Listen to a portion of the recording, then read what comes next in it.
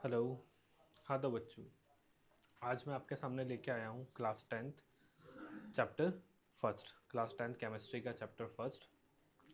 हम स्टार्ट करते हैं हमारे चैप्टर को। What is the name of chapter?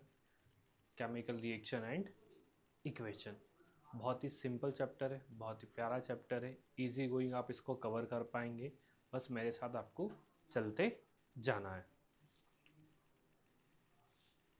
चलो, आपने नॉर्मल क्लासेस में पढ़ा होगा या फिर छोटी क्लासेस में पढ़ा होगा आपकी सिक्स सेवन्थ एट्थ में, फिजिकल चेंज और केमिकल चेंज। तो पहले हम बात करते हैं फिजिकल चेंज की, कि फिजिकल चेंज क्या होते हैं। तो फिजिकल चेंज दैट मीन्स उसमें कोई नए सब्सटेंस का फॉर्म नहीं हो रहा हो। क्या क्या चीज़ें ध्यान रखनी है आपको, मेरे साथ इसको देखते जाओ। सबसे पहले आप देखेंगे breaking glass, mixing candle, spreading paper, folding paper, melting ice. अगर हम इन सब एग्जाम्पल को देखें तो उसमें सब्सटेंस वही है, कोई दूसरा सब्सटेंस नहीं है, नए सब्सटेंस का फॉर्म नहीं हो रहा है। और अगर हम कुछ छोटी मोटी मेथड लगाएं तो वो हमारा रिवर्ट भी हो सकता है। तो हम इसको क्या काउंट करते हैं, इस टाइप के चेंजेस के लिए हम क्या बोलते हैं, फिजिकल चेंज। ओके, अब हम आते हैं नेक्स्ट टॉपिक पे हमारा। तो ये सारे पॉइंट्स आप देख लीजिए कि क्या क्या पॉइंट्स इसके अंदर आ रहे हैं। No new substance is formed in a physical change. A physical change is a temporary change, कुछ टाइम के बाद, मतलब कि परमानेंट नहीं होता है, रिवर्ट हो सकता है। A physical change is easily reversible. Next point जो आपका है, वेरी लिटिल हीट और light energy is usually absorbed to given out a physical change. और लास्ट पॉइंट अगर हम देखें तो हमारा हो जाएगा, the mass of substance does not alter in a physical change. That means क्या, कि अगर हमने 1 kg कोई सब्सटेंस लिया था तो वो कन्वर्ट होने के बाद 1 kg ही रहेगा, उसमें कोई वैल्यू में चेंजेस नहीं आएगा। तो ये आपका हो गया फिजिकल चेंज। अब इसके जस्ट अपोजिट बात करें हम तो क्या होता है, केमिकल चेंज। केमिकल चेंज में जनरली जैसे फर्स्ट एग्जांपल आप देख पा रहे होंगे, ये क्या है आपका, burning of would.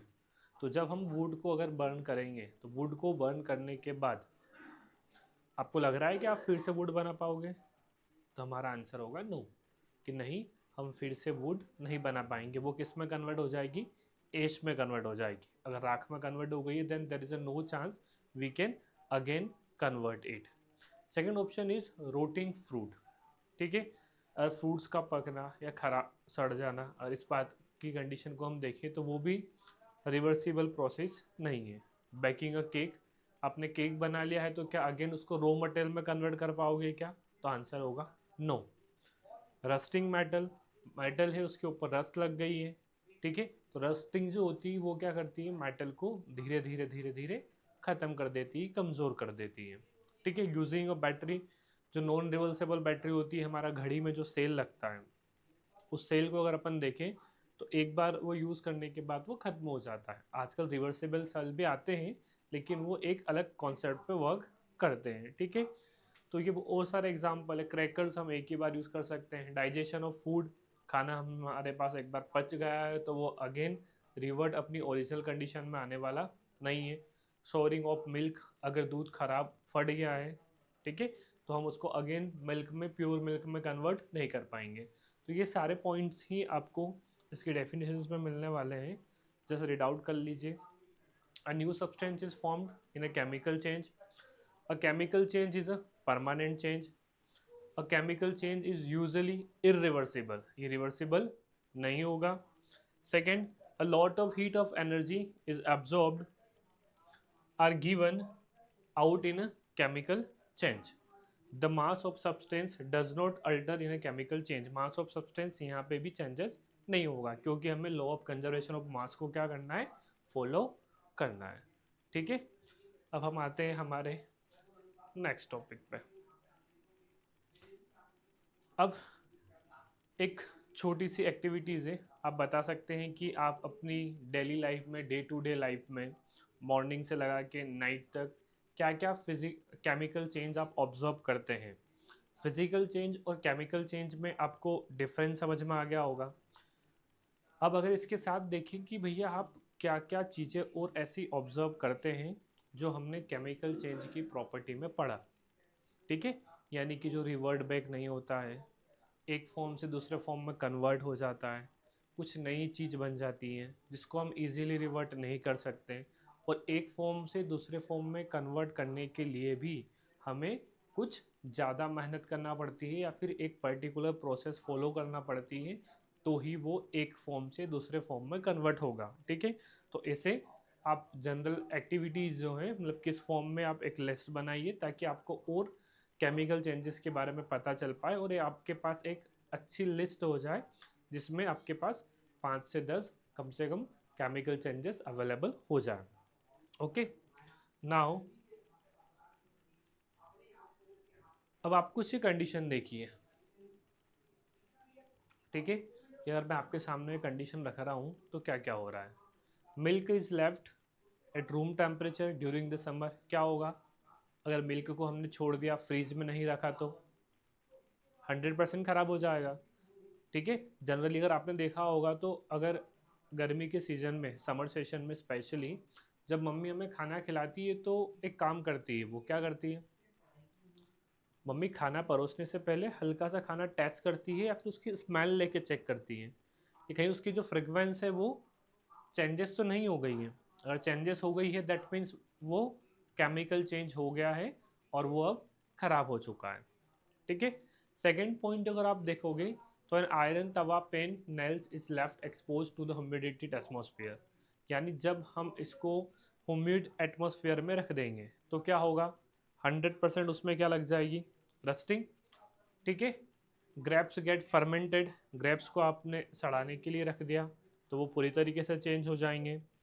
Food is cooked, खाना बना लिया है आपने तो वो भी क्या हो गया, chemical change. Food gets digest in our body and we respire, हम जो ब्रीथिंग कर रहे हैं, तो सारी चीज़ें कहीं ना कहीं देखी जाए, जैसे मैंने आपने प्रीवियस स्लाइड में बताया था कि आपको कुछ एक्टिविटीज़ सोचना है जो केमिकल चेंज पे हो सकती है, कुछ ऐसे फिनोमेना सोचना है जो आपकी डे टू डे लाइफ में होते हैं और हम उनको as a chemical change consider कर सकते हैं, ठीक है। तो ये कुछ पॉइंट्स हैं जो ऑलरेडी एनसीईआरटी में भी मेंशंस है, आप एनसीईआरटी का फर्स्ट चैप्टर देखेंगे तो हमें मिल जाएगा ये सारी चीज़ें, ठीक है। तो इजी गोइंग इसको आप देख सकते हैं, तो हमारे माइंड में क्लिक हो रहा है कि हाँ भैया जब हम इन सारे पॉइंट्स को पढ़ रहे हैं तो कुछ ना कुछ नया पक रहा है, कुछ ना कुछ खिचड़ी पक रही है, ठीक है। तो ये सारे चेंजेस जो हैं इनको भी हम किस कैटेगरी में डालेंगे, तो वो हमारी कैटेगरी होगी केमिकल चेंज। क्लियर, समझ में आ रहा है, चलो आगे बढ़ते हैं। अब एक बहुत ही प्यारी एक्टिविटी है जो आपके एनसीईआरटी में है, NCERT activity number 1.1, burning of magnesium ribbon, ठीक है। ये एग्ज़ाम के पॉइंट ऑफ व्यू से बहुत इंपॉर्टेंट है। कई बार सीधा ये पिक्चर जो दिख रही है आपको, ये पिक्चर सीधी एग्ज़ाम में आती है, सीधा एज इट इज़ एनसीईआरटी से कॉपी पेस्ट मटेरियल, ठीक है, एग्ज़ाम में मिल जाएगा आपको। अब इस एक्टिविटी में करना क्या है, हमें लेना है एक मैग्नीशियम रिबन, क्या लेना है, एक मैग्नीशियम रिबन, स्पाइरल शेप में मैग्नीशियम रिबन आता है, केमिस्ट्री लैब में आपको मिल जाएगा। उसको कट करना है, कट करने के बाद उसको हम करेंगे, घिसेंगे, किससे घिसेंगे, सैंड पेपर से। चलो देखते हैं, ये भैया मैग्नीशियम रिबन आपका, ठीक है।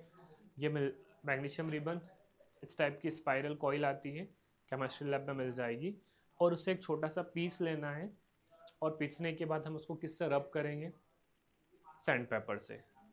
तो भाई क्यों करेंगे, किसने बोला रब करने के लिए, मेरी तो इच्छा हो गई, मैं तो नहीं कर रहा रब, बिना क्लीन करे ही जलाऊंगा, तो क्या होगा, ठीक है। और अगर घिसना ही है तो भैया काहे घिसना है, ठीक है। तो सीबीएसई एक इंपॉर्टेंट क्वेश्चन यहाँ से पूछती है कि when we burn the magnesium ribbon why we rub it with the help of sand paper before cleaning, ठीक है।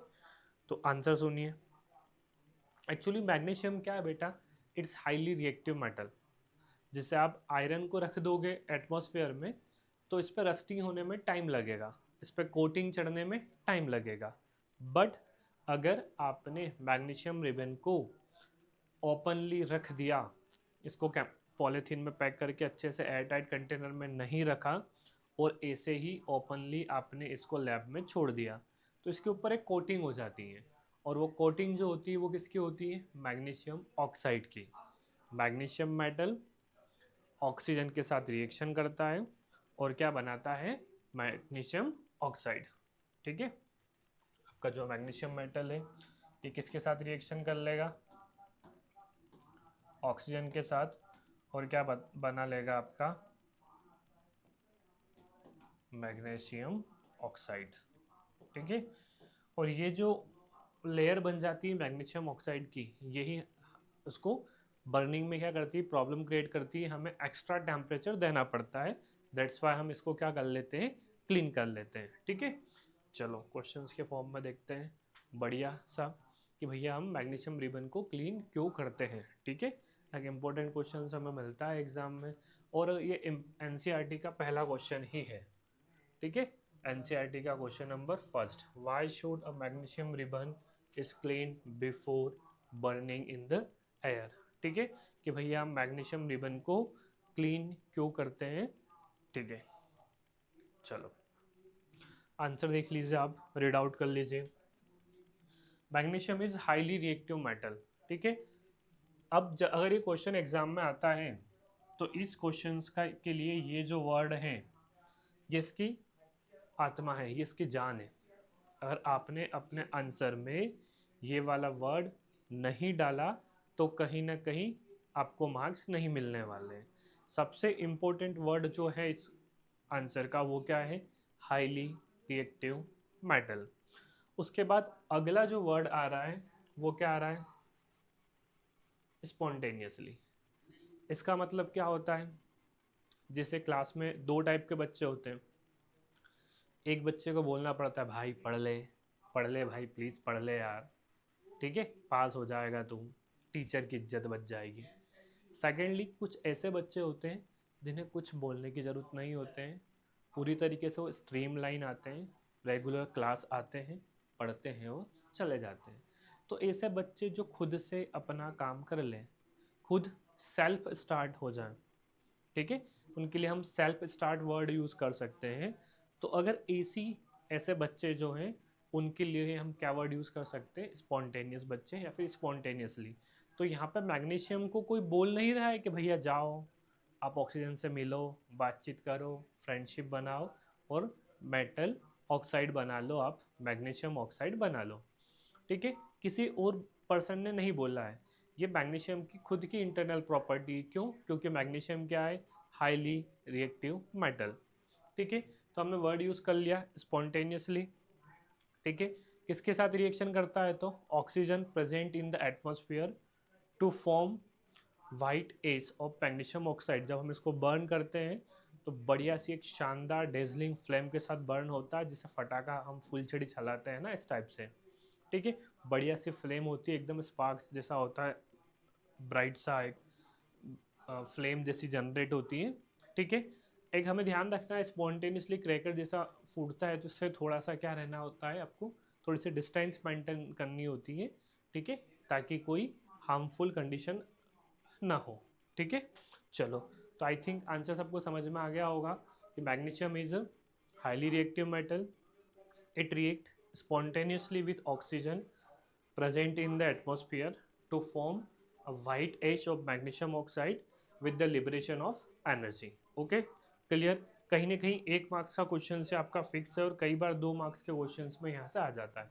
ठीक है, आप देख पा रहे हैं मेरे पीछे कितना बढ़िया प्यारा सा ये ग्लो हो रहा है, इस टाइप से ये फ्लेम जनरेट करता है और बर्न होता है। तो बहुत प्यारी एक्टिविटी है, आपके टीचर को बोलना कि अवश्य परफॉर्म करवाएं। चलो अब हम अगर बात करें नेक्स्ट एक्टिविटी की, तो जो नेक्स्ट एक्टिविटी है हमारी वो क्या है? Change in colour. ठीक है, अभी हमने क्या करा? अभी हमने बर्न करा मैग्नीशियम रिबन को। तो मैग्नीशियम रिबन पहले क्या था? सॉलिड फॉर्म में था और किस में कन्वर्ट हो गया? एच में कन्वर्ट हो गया। ठीक है, अब हम चेंज इन कलर देखने जा रहे हैं कि अगर मान लो भैया कोई दो चीज़ों को हम मिक्स कर रहे हैं, if we are mixing any two substance and it convert into another color, there is a change in color. Okay, so अब हम फोकस करते हैं चेंज इन कलर पे। चलो, बहुत प्यारी सी एक्टिविटी है। आपको क्या करना है, दो टेस्ट ट्यूब लेना है। एक टेस्ट ट्यूब में लेना है आपको लेड नाइट्रेट और दूसरी टेस्ट ट्यूब में लेना है पोटेशियम आयोडाइड। याद रखना है क्या दो केमिकल यूज़ करना है आपको। एक लेना है आपको लेड नाइट्रेट, ठीक है। एक रिएक्शन में एक केमिकल जो आपकी टेस्ट ट्यूब होगी उसमें कौन सा केमिकल लेना है, लीड नाइट्रेट। और जो दूसरी टेस्ट ट्यूब होगी उसमें आपको क्या लेना है, पोटेशियम आयोडाइड। जब आप इन दोनों को मिक्स करोगे, जब आप इन दोनों को मिक्स करोगे तो एक बहुत प्यारा सा कलर आने वाला है, येलो कलर, ठीक है। और जो ये येलो कलर आता है इसके लिए कौन रिस्पॉन्सिबल है या फिर किसकी वजह से ये येलो कलर का फॉर्मेशन होता है, तो आंसर इज लेड नाइट्रेट, ठीक है। PbI2, lead iodide. Lead nitrate और KI को हमने मिक्स करा, ठीक है। एक और टेस्ट ट्यूब आप देख रहे हो जिसमें क्या होगा, लेड नाइट्रेट और KI दोनों मिक्स हो गए हैं। इन दोनों को जैसे मिक्स करा तो क्या कलर आ गया आपका, येलो कलर आ गया है। और जो येलो कलर आता है वो किसका, कौन उसके लिए रिस्पॉन्सिबल होता है, PbI2, lead iodide. Lead iodide उसके लिए रिस्पॉन्सिबल होता है, ठीक है। तो हमने देखा कि प्रीवियस एक्टिविटी में क्या हो रहा था, जो आपका सॉलिड फॉर्म था वो किस में कन्वर्ट हो गया था, पाउडर में। यहाँ पे दो कलरलेस लिक्विड थे, ये दोनों जब आपस में रिएक्शन करें तो क्या हो गया, एक चेंज इन कलर हो गया, ठीक है।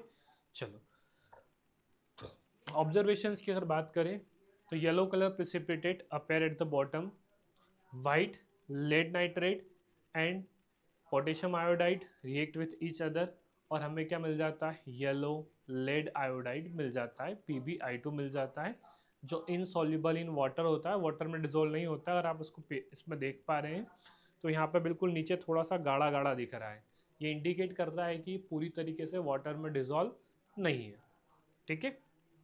चलो नेक्स्ट हम देखते हैं कि हमारा ऑब्जर्वेशंस कि भैया क्या हो रहा है, कैसे रिएक्शंस हो रही है, PbI2 KNO3, ठीक है। इसको हम पूरा देखेंगे बाद में। चलो, अब आते हैं एक्टिविटी नंबर 1.3। ये भी बहुत प्यारी एक्टिविटी है। इसमें क्या करना है, आपको जिंक ग्रेन्यूल्स लेना है, जिंक के कुछ छोटे छोटे टुकड़े लेना है। उसको क्या करना है, कॉनिकल फ्लास्क में डाल सकते हो आप, टेस्ट ट्यूब में डाल सकते हो। उसके अंदर आपको डालना है हाइड्रोक्लोरिक एसिड या सल्फ्यूरिक एसिड, ठीक है। दोनों में से कोई भी एक चीज़ ले सकते हैं आप। ये इस टाइप का सेटअप हमारा रहेगा, cork, glass tube, conical flask, ठीक है, dilute sulphuric acid, zinc granules. अब यहाँ पे भी क्या होता है, जिंक जो होता है जब सल्फ्यूरिक एसिड के साथ रिएक्शन करता है तो जिंक क्या होता है बेटा, ये भी हाईली रिएक्टिव सब्सटेंस होता है। ये जब एसिड के साथ रिएक्शन करता है तो एसिड के अंदर H2SO4 जो आपका है सल्फ्यूरिक एसिड, ठीक है। चलो देखो, ये आपका जिंक हो गया, प्लस यहाँ पे क्या हो गया आपका H2SO4, ठीक। तो जिंक यहाँ से क्या बना लेता है आपका, ZnSO4 बना लेता है और साथ में क्या निकाल देता है, हाइड्रोजन गैस। कौन सी गैस निकाल देता है बेटा, हाइड्रोजन गैस, ठीक है। तो अगर इसमें देखें तो क्या हो रहा है, गैस का फॉर्मेशन हो रहा है, ठीक है।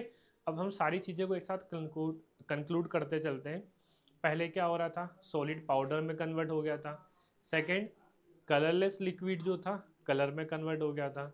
यहाँ देखें तो क्या बन रहा है, एक नई गैस का फॉर्मेशन हो रहा है, ठीक है, गैस निकल रही है। चलो, अब अगर हम नेक्स्ट बात करें तो इसको अगर अपन केयरफुली परफॉर्म करें या फिर ऑब्जर्व करें, अगर हम इस कंटेनर को टच करने की कोशिश करते हैं, अगर मैं यहाँ हाथ लगा के देखूँ, टच करके देखूँ, तो मुझे हल्का सा क्या होगा, गर्म फील होगा। क्या फील होगा, हल्का सा गर्म फील होगा।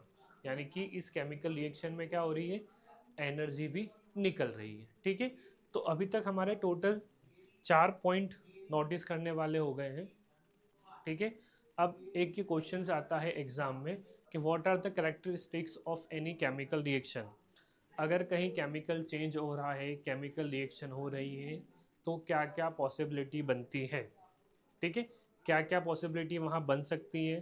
तो पहला हमने ऑब्जर्व करा था मैग्नीशियम रिबन वाले केस में, कि भैया क्या हो सकता है, सॉलिड से पाउडर बन सकता है, यानी हम बोल सकते हैं चेंज इन स्टेट। क्या बोल सकते हैं? Change in state. दूसरा बात करें हम, तो दूसरे नंबर पे क्या हुआ था? तो चेंज इन कलर हुआ था। ठीक है, हमने PbI2 बनाया था, लेड आयोडाइड बना था, जो कौन से कलर का था? येलो कलर का था। ठीक है। थर्ड नंबर पे अगर हम बात करें तो क्या हो रहा था? हाइड्रोजन गैस निकल रही थी। कौन सी गैस निकल रही थी? हाइड्रोजन गैस निकल रही थी। और हाँ, एक और इंटरेस्टिंग चीज़ जो आपकी प्रीवियस वाली है, इसमें अगर अपन देखें, ठीक है, तो ये जो हाइड्रोजन गैस यहाँ आपकी इकट्ठी हो रही है, इस कोर्क को हटाओ, एक बर्निंग कैंडल इसके पास लेके जाओ, एक प्यारा सा सीटी वाली आवाज़ आती है, पट करके एक पॉपअप साउंड आता है। कौन सा साउंड आता है? Popup sound. बहुत प्यारा साउंड आता है, मज़ा आ जाएगा जब आप इसको परफॉर्म करोगे तो। ठीक है, तो हाइड्रोजन गैस को हमें चेक करना है कि आप कैसे चेक करेंगे। तो आप क्या करोगे? एक बर्निंग कैंडल या बर्निंग मैच स्टिक इसके पास लेके आओगे, तो एक साउंड प्रोड्यूस करेगा, जिससे वो लसन बम फोड़ते हैं ना, लसन बम फोड़ने पे जो साउंड आता है, प्यारा सा साउंड, सेम उससे भी थोड़ा सा हाई फ्रीक्वेंसी वाला साउंड आपको यहाँ दिखने को मिलेगा। बहुत प्यारा साउंड आता है। ठीक है, तो हमारे पास क्या क्या हो गया? चेंज इन स्टेट हो गया, चेंज इन कलर हो गया, फॉर्मेशन ऑफ गैस हो गया, चेंज इन टेम्परेचर हो गया। अगर ये सारे पॉइंट कहीं हमें दिख रहे हैं हमारी डे टू डे लाइफ में, या फिर जो भी हम ऑब्जर्व कर रहे हैं उसके अंदर ये सारे पॉइंट्स मुझे मिल रहे हैं, तो I can say that chemical reaction is happened. Okay, and this point you have to write down in the examination. Just read out it. Change in colour, change in state, evolution of gas, a change in temperature and formation of precipitate। अब भाई ये क्या भला है? PPT। अगर तुम्हें ध्यान हो रहा हो, याद आ रहा हो, तो अभी हमने ये जो देखा था, ये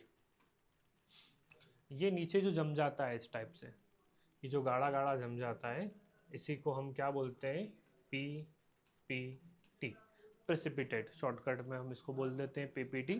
ठीक है, ये पूरी तरीके से डिजॉल्व नहीं होता है। ठीक है, नीचे क्या हो जाता है? जमा हुआ रह जाता है, तो हम इसको क्या बोलते हैं? PPT बोलते हैं। क्या बोलते हैं इसको? PPT। ठीक है, चलो, ये सारे पॉइंट्स हो गए। चेंज इन कलर हो जाना चाहिए, चेंज इन स्टेट हो रहा हो, इवोल्यूशन ऑफ गैस हो रहा हो, चेंज इन टेम्परेचर हो रहा हो, या फॉर्मेशन ऑफ PPT हो रहा हो। अगर ये सारे पॉइंट कहीं आ रहे हैं, तो आप बोल सकते हो कि chemical reaction is happened. Okay, this is the most important point you have to remember. CBSE also asked one questions from that point also. What is the characteristics of any chemical reaction? So you have to write down all this 5 to 6 point. Okay, minimum 4 point you have to write down in your answer book. चलो, अब भैया final definitions पे आ गए हम कि chemical reaction होती क्या है। ठीक है, तो हम क्या बोलेंगे? Whenever chemical change occur, it means chemical reaction take place. अगर केमिकल चेंज हुआ है तो 100% क्या होगा? केमिकल रिएक्शन हो रही है। ठीक है, अब क्या क्या ऑप्शंस हो सकते हैं वहाँ पे केमिकल रिएक्शंस हो रही, तो हमने 4-5 पॉइंट ऑलरेडी डिस्कस कर लिए हैं। Resulting in the formation of new substance with different properties. ठीक है, अब जो नया सब्सटेंस बनेगा उसकी प्रॉपर्टी प्रीवियस वन से क्या होगी?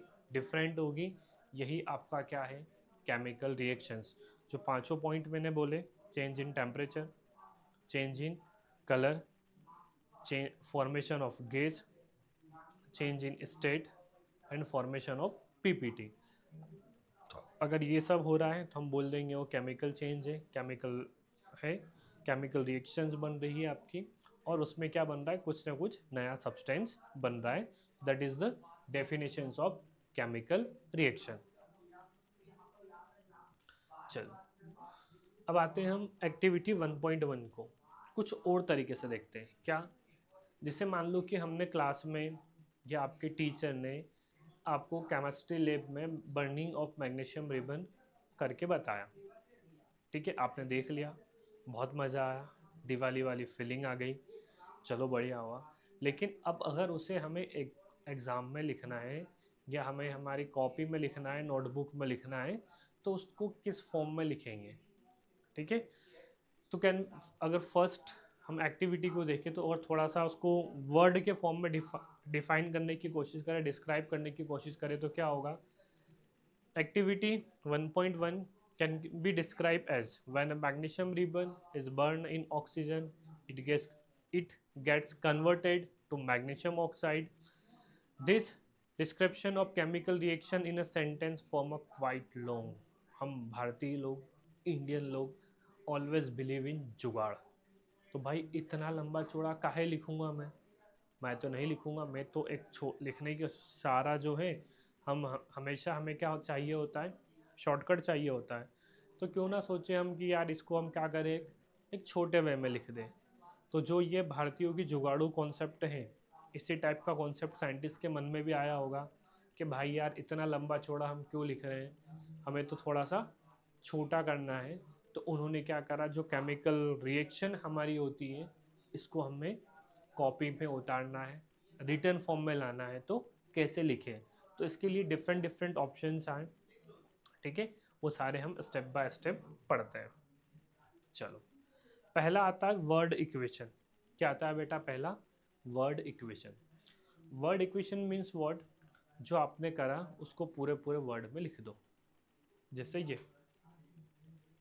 मैग्नीशियम प्लस ऑक्सीजन, आपने क्या लिया था? मैग्नीशियम लिया था। ठीक है, उसके साथ क्या लिया था? ऑक्सीजन। इन दोनों ने रिएक्शन करके क्या बनाया था आपका? Magnesium oxide. ठीक है, तो ये आपका क्या था? रिएक्टेंट। ये आपका क्या है? Product. Magnesium plus oxygen react करके क्या बना रहे हैं? Magnesium oxide. ठीक है, तो अगर हमने जो भी कंटेंट यूज़ करा, जो भी केमिकल यूज़ करा, फिर एक्स वाई जेड जो भी रिएक्शंस हुई, एज इट इज़ हमने उसको किस फॉर्म में लिख दिया? वर्ड फॉर्म में लिख दिया। ऑपरेशंस लगा दिए। जैसे मान लो दो चीज़ों को हम यूज़ कर रहे हैं तो प्लस लगा दिया, और तीन चीज़ें यूज़ कर रहे हो तो एक प्लस और लगा सकते हैं। ये एरो हमें बता रहा है कि भैया पहले ये वाली चीज़ें थी और बाद में ये वाली चीज़ें। तो इनिशियल लेवल पे जो चीज़ें हम लेते हैं, ये हमारा क्या था? स्टार्टिंग का मटेरियल था, तो इसको हम क्या बोलेंगे? रिएक्टेंट।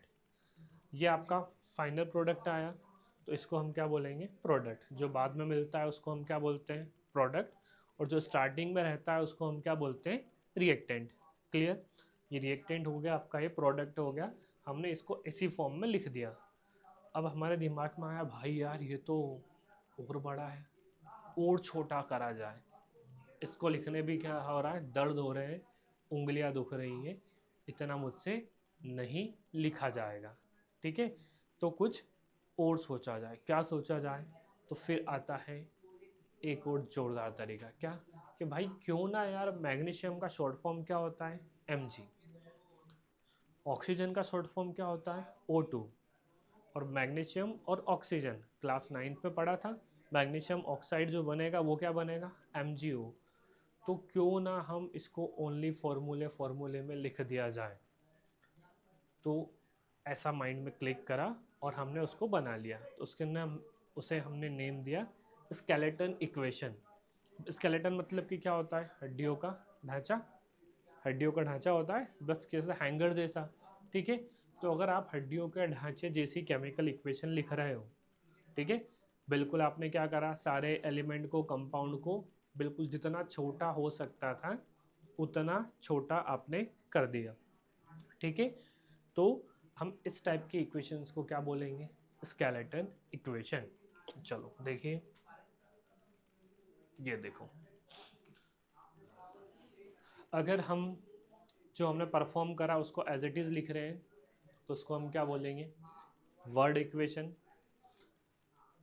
जो सब्सटेंस हमने यूज़ करा उसका, अगर हमने उसका सिंबल या फॉर्मूला यूज़ कर लिया, क्या यूज़ कर लिया? ओनली सिंबल या फॉर्मूला, तो हम उसको क्या बोलेंगे? Skeleton equation. ठीक है, अब एक चीज़ और अगर आप देख पा रहे हो तो वो क्या है? Balanced equation. तो ये बहुत बढ़िया चीज़ है, आपको 1 नंबर बोर्ड एग्जाम में दिलाने वाली है। ठीक है, बैलेंस्ड इक्वेशन। बैलेंस्ड इक्वेशंस में क्या है? और तुम देख पा रहे हो बेटा, तो देख, ये Mg और आपका ये ऑक्सीजन क्या बना रहा है, मैग्नीशियम ऑक्साइड। अगर यहाँ देखें तो यहाँ Mg का आगे क्या लिखा हुआ है, 2। O2 तो यहाँ भी था, ऑक्सीजन कितनी बार आ रही थी, 2 बार। और अगर प्रोडक्ट साइड देखें तो ऑक्सीजन कितनी बार आ रही थी, 1 बार। तो हमने क्या करा, इसको बैलेंस कर दिया कि भैया जितने चीज़ें इधर हैं, जितने एटम्स इधर प्रेजेंट है, उतने के उतने एटम्स आपके कहाँ हो जाने चाहिए, प्रोडक्ट साइड हो जाने चाहिए। यानी कि रिएक्टेंट साइड और प्रोडक्ट साइड दोनों आपके क्या हो जाने चाहिए, एटम्स इक्वल हो जाने चाहिए। तो यहाँ पे O2 दिखाई दे रहा था, तो हमने सोचा कि यार क्यों ना इस ऑक्सीजन को भी क्या बनाया जाए, 2 बनाया जाए। तो हमने यहाँ 2 लगाया, ठीक है। जैसे ही यहाँ 2 लगाया तो Mg नाराज हो गया कि भैया मैं तो इधर अकेला था, मैं तो इधर अकेला था, आपने इधर 2 लगा दिया तो मैं भी 2 बन गया। तो हमने बोला Mg भैया नाराज नहीं होने का, हम आपके सामने भी क्या लगा देते हैं, 2 लगा देते हैं। तो अगर इस टाइप की इक्वेशन कहीं आपको लिखी हुई मिले तो हम उसको क्यों क्या बोलते हैं, बैलेंस्ड इक्वेशन, ठीक है। तो ये टाइप ऑफ इक्वेशंस हो गया। तो आज की क्लास में जो हमने पढ़ा उसको फटाफट हम सम अप कर लेते हैं। पहला हमने पढ़ा फिजिकल चेंज, फिर हमने पढ़ा केमिकल चेंज। फिजिकल चेंज को देखें तो उसमें न्यू सब्सटेंस का फॉर्मेशन नहीं होता है, ठीक है, वो रिवर्सिबल है, ज़्यादा एनर्जी नहीं लगती है, ठीक है। फिर हमने पढ़ा केमिकल चेंज, जो रिवर्सिबल नहीं होता है, एक नए सब्सटेंस का फॉर्म होता है, और जब हम एक फॉर्म से दूसरे फॉर्म में कन्वर्ट कर रहे होते हैं तब हमें थोड़ी सी एनर्जी कंपैरेटिवली ज़्यादा देना पड़ती है, ठीक है। और जो डिफरेंट डिफरेंट ये केमिकल चेंजेस हैं, यही हमारे चैप्टर का बेस है। केमिकल चेंज पे ही हमारा चैप्टर स्टार्ट होता है, केमिकल रिएक्शन एंड इक्वेशन, ठीक है। अब जो भी केमिकल चेंजेस होते हैं, ठीक है, तो हमें कैसे पता चलेगा कि केमिकल चेंज हो रहे हैं, कुछ कंडीशन होनी चाहिए जिसके बेस पे हम डिस्क्राइब कर पाएँ कि हाँ भैया यहाँ पे केमिकल चेंज हुए हैं। तो क्या क्या कंडीशन है, पहला change in temperature, second change in colour, third change in state, fourth evolution of gas, and fifth formation of PPT precipitate. अगर ये पांचों चीज़ें कहीं हो रही हैं तो आप कंफर्म बोल सकते हो कि वहाँ पे केमिकल रिएक्शन हो रही है, केमिकल चेंज हो रहा है। अब जो केमिकल चेंज होता है या केमिकल रिएक्शंस होती हैं, उसे जब हमें डॉक्यूमेंटेशन करने की बात आती है, सो देन हमने क्या करा, उसको लिखना स्टार्ट करा कि कैसे हम उसको थ्योरेटिकल फॉर्म में लिखेंगे। तो सबसे पहले हमने उसको रिप्रेजेंट करा किसके फॉर्म में, वर्ड इक्वेशन के फॉर्म में। हमने एक्टिविटी का एग्जांपल नंबर फर्स्ट 1.1 एक्टिविटी ली और वही हमने एज अ एग्जांपल लिया, ठीक है। मैग्नीशियम और ऑक्सीजन को लिया तो क्या बना था हमारा, मैग्नीशियम ऑक्साइड। अगर हमने उसको एज इट इज़ लिख दिया कि भैया मैग्नीशियम प्लस एटमॉस्फेरिक ऑक्सीजन और प्रोडक्ट में क्या बना, मैग्नीशियम ऑक्साइड, तो यही आपका क्या हो गया, वर्ड इक्वेशन हो गया। उसको अगर थोड़े से सिंबल के फॉर्म में या फिर फार्मूले की हेल्प से अगर एक्सप्लेन करा तो हमारी क्या बन गई, स्केलेटन इक्वेशन बन गई। और नंबर ऑफ रिएक्टेंट, इधर जितने एटम्स हैं रिएक्टेंट साइड और एटम्स किस साइड, प्रोडक्ट साइड, अगर इन दोनों को हम बराबर कर देते हैं तो हमारी क्या बन जाती है, बैलेंस्ड इक्वेशन बन जाती है, ठीक है। अब हम नेक्स्ट क्लास में क्या पढ़ेंगे, बैलेंसिंग। तो बैलेंसिंग आपको पूरा 1 नंबर दिलाने वाला है और बहुत इजी है, 10 से 12 क्वेश्चंस हम करेंगे तो वो आप इजीली कवर कर पाओगे, ठीक है। Thanks for watching, thank you बेटा।